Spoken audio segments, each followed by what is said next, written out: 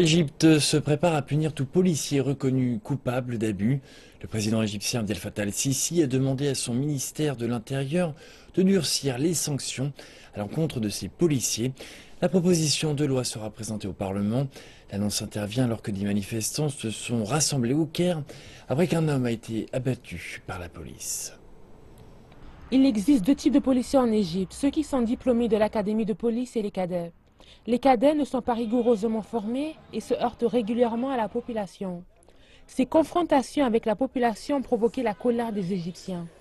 Par exemple, des médecins ont organisé une manifestation nationale pour dénoncer la brutalité policière.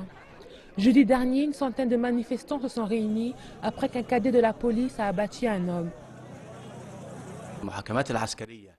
Les cadets de la police ont été exemptés de comparution devant un tribunal militaire. Le tribunal militaire fut remplacé par des cours martiales disciplinaires qui ont eu un impact important sur le comportement de certains cadets de la police après la révolution de janvier. Il existe toujours des punitions qui pourraient les suspendre de leurs fonctions. Le président Abdel Fattah al-Sisi a répondu aux exigences populaires. Il a demandé au ministère de l'Intérieur de modifier une loi pour durcir les sanctions à l'encontre des policiers dans un délai de 15 jours. Il y a près de 6 bureaux officiels au ministère qui surveillent et punissent les policiers.